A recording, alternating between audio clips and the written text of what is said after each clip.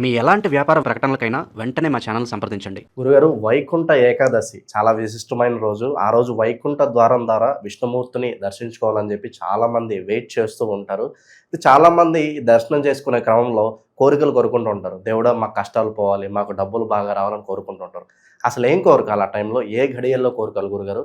చాలామందికి మరి ఆ రోజు వైకుంఠ ద్వార దర్శనం చేసుకోవడానికి వీలవ్వదు. మరి చేసుకోలేని వాళ్ళు చాలామంది ఇంట్లోనే ఉంటారు. ఆ ఫలితం వాళ్ళకి దక్కాలంటే ఏం చేస్తే బాగుంటుంది? వైకుంఠ ఏకాదశి రోజున 2026 సంవత్సరంలో ప్రతి సంవత్సరం కూడా తెల్లవారుజామున 2 గంటల నుంచే తిరుపతిలో 1 గంటకు కూడా మనం ఉత్తర ద్వారం తెరుస్తారు. మొత్తం విష్ణు దేవాలయాలన్నీ కూడా ఆ రోజు బ్రాహ్మీ ముహూర్తంలోనే తలుపులు తెరుస్తారు. అక్కడ జనమంతా కూడా కుప్పల కింద మొత్తం నుంచి రాత్రి దాకా వెళ్తారు. జనాలు లైన్లు బాగానే ఉంది. తొక్కిసలాటలు, చిన్నపిల్లలు, ఆడపిల్లలు, వీళ్ళందరూ ముసలివాళ్ళు అందరూ కూడా వెళ్తారు చూడాలని పాపం.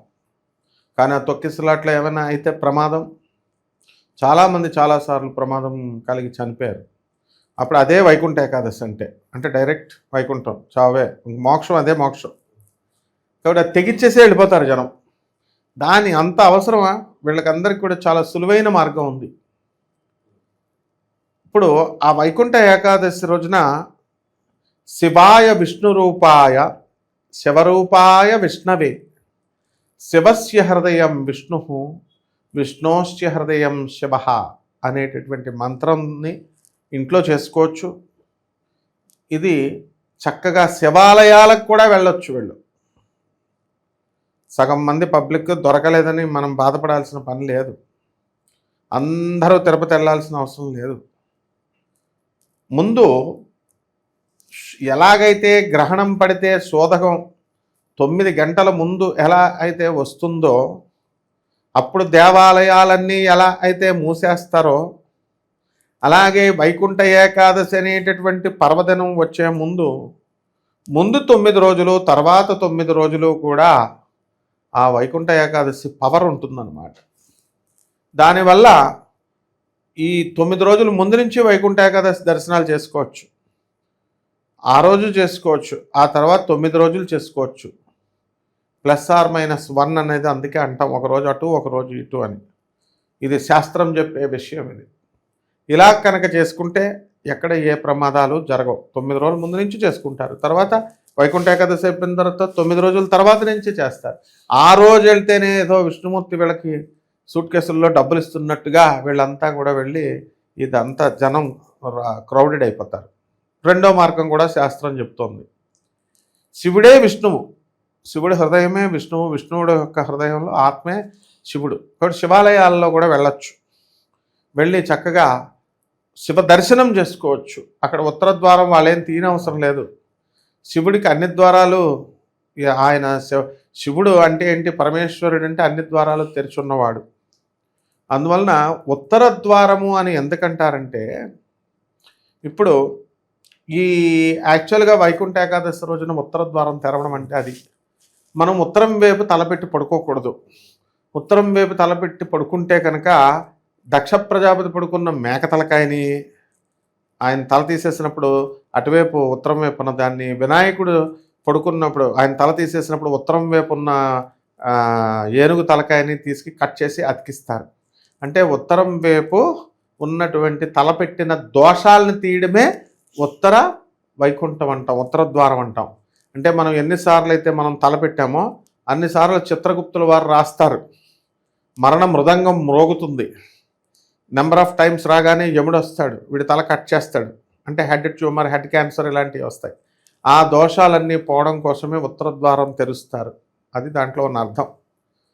అందువలన శివుడి దగ్గరికి వెళ్ళినా విష్ణువు దగ్గరికి వెళ్ళినా ఒకటే ఫలితం. అసలు అర్థం వదిలేసి వీళ్ళు విష్ణుమూర్తి గుడిలో కాంపిటీషన్ పెట్టుకుంటే విష్ణుమూర్తి ఏమి ఇవ్వడు, పెద్ద ముదురు విష్ణుమూర్తి. చాలా మంది దర్శనం చేసుకోవడానికి వెళ్తారు కదా గురుగారు, అసలు ఏం కోరుకోవాలి? చాలా మంది స్వార్థపూరితంగా నేనే బాగుండాలి, ఓకే, అసలు ఏం కోరుకోవాలి ఆ టైంలో దేవుడు?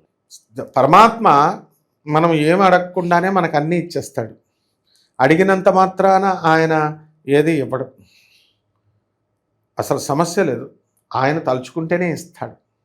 మన పూర్వజన్మ కర్మలను బట్టే ఇస్తాడు ఆయన. ఈ సంవత్సరం ఇవ్వలేదనుకోండి, నెక్స్ట్ ఇయర్ రావడానికి ఒక 365 రోజులు టైం ఉంది కదా, టైం ఇస్తాడు ఆయన.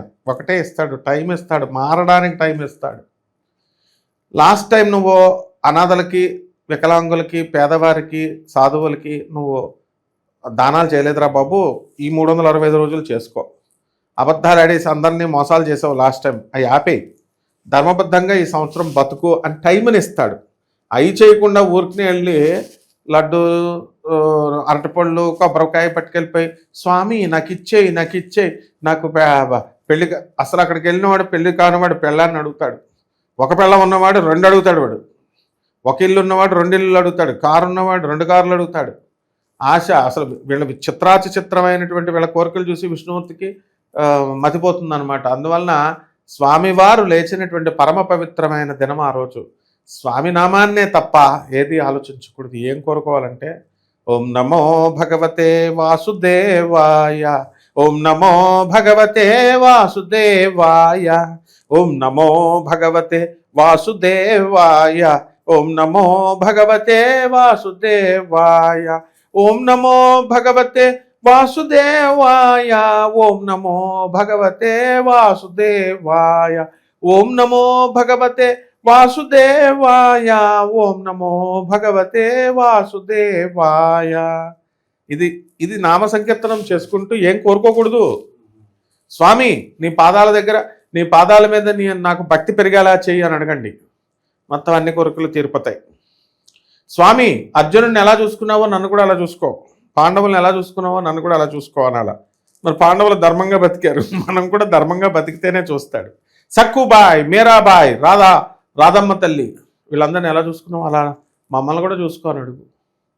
ఆయన ఎందువలన మనము వైకుంఠ ఏకాదశి రోజున శ్రీ మహావిష్ణువు దర్శనం కోసం వెళ్ళాం. చాలామందికి తెలియని రహస్యం.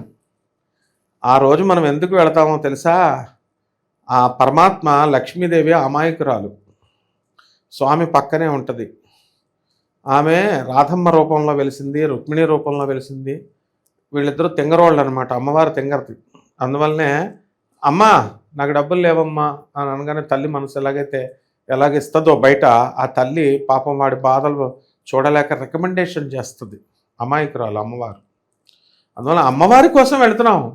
అరే అమ్మవారి దేవాలయాలు వదిలేసి వెంకటేశ్వర స్వామి వారి దేవాలయాలకు వెళుతున్నాం. ఇప్పుడు తిరుపతిలో ఉన్న క్రౌడు అక్కడ ఉండాలిగా, మరి క్రింద మనకి క్రింద ఏముంటుంది అమ్మవారు, మన బీబీ నాంచారమ్మ, అలివేలు మంగమ్మ తయారు ఉన్న చోట ఉండాలి కదా. మరి అలివేలు మంగాపురంలో ఉండాలి కదా, ఎందుకుంటలే మరి. అసలు ఉండాల్సింది అక్కడ వైకుంఠ ఏకాదశి రోజు చేయాలి. శివాలయాలు ఐశ్వర్యం ఈశ్వరాదిచ్చేత్ అన్నారు, శివుడి గుళ్ళలో ఉండాలి. అప్పుడు ట్రాఫిక్ అంతా డైల్యూట్ అవుతుంది. కాబట్టి స్వామి నేను చేసిన తప్పులు మళ్ళీ నెక్స్ట్ ఇప్పుడు ఈ సంవత్సరం చేయకుండా నన్ను కాపాడు, నాకు అలాంటి మంచి బుద్ధిని.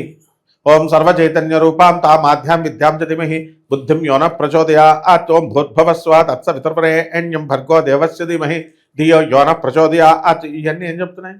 సర్వ చైతన్య స్వరూపిణి అయినటువంటి అమ్మ, మేము ఆది విద్యలకి అన్ని విద్యలకి మూలం నువ్వు, మా యొక్క బుద్ధిని సరైనటువంటి మార్గాల వైపు ప్రేరేపించు తల్లి అని అడగడం ఒకటి. ఏ శక్తి అయితే ఈ ప్రపంచాన్ని సృష్టిస్తుందో, పాలిస్తుందో, లయం చేస్తుందో ఆ శక్తి నా బుద్ధిని సరైనటువంటి మార్గాల వైపు ప్రేరేపించుగాక అని అర్థం. అంటే మనకి సరైన బుద్ధిని ఇమ్మని అడగాలి.